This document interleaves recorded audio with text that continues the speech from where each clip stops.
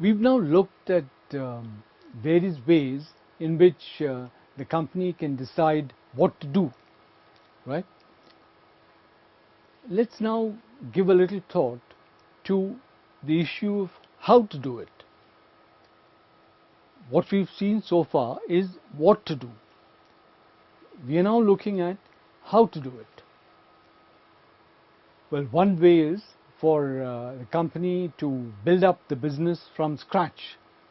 A company decides to go in for a new business, so it says that it will build up the business from scratch. This has the advantage that the company can use the latest technology. The company could hire the most competent professionals in the area. The company could create an image in the consumer's mind which is appropriate to that product. So these are certainly some of the important positives of this approach. The biggest negative really is that an approach like this involves enormous amount of time, right? And often that kind of time is not available to the company. So let's look at another way in which the company can get into a new business, and this is to acquire an existing business.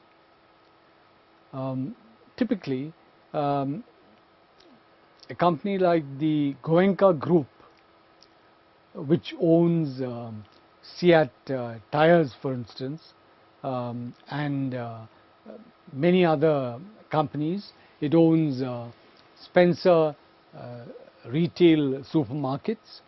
Now, a company, a group like the Goenka Group focuses on the second approach. It emphasizes the second approach.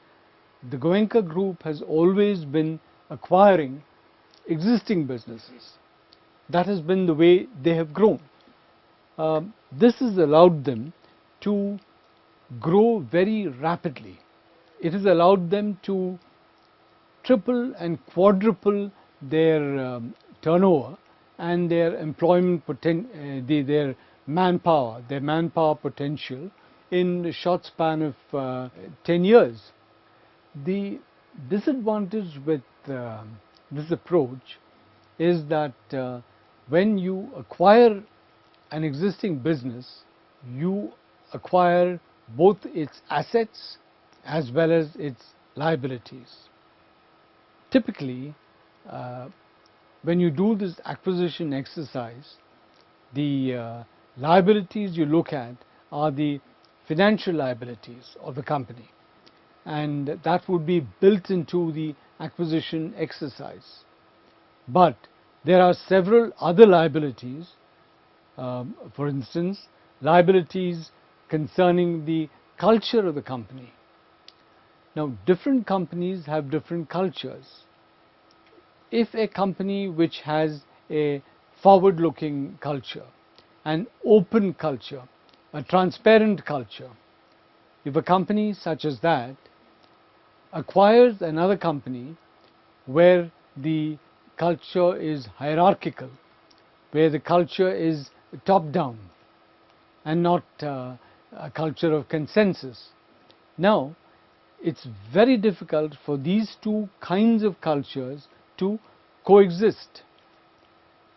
There are very high chances that there would be cultural conflicts within the company.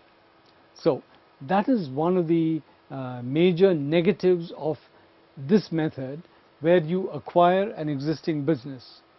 The advantage, of course, is speed. As we saw in the case of the Goenka Group, you can triple or quadruple your turnover in a relatively short span of time. Right. Now, another way of growing is to merge two businesses. Here, of course, both these are your own businesses. but through the merger of these two businesses, several overlapping functions are streamlined. There are major savings in costs, there are major savings in consumer perceptions, there are major savings in distribution expenses, right? So these are the advantages of merging two businesses. The disadvantage really is that you are not really creating anything new. The fourth approach, the fourth how is to go for a joint venture. A joint venture is the most exciting approach. It is also the most difficult approach. A joint venture involves two equal companies coming together and setting up a third company, where each one of those two companies brings in its strengths, brings in its competencies. Now, this is a very powerful method of growth. However, it's also an extremely difficult method of growth, and it's difficult because, as we saw earlier when we were talking about acquiring existing businesses, there is the issue of cultural misfit. There is the issue of a cultural alliance between these two companies. And here it's two large companies, both equally owners of that joint venture. So in this case, the potential for cultural conflicts is very large.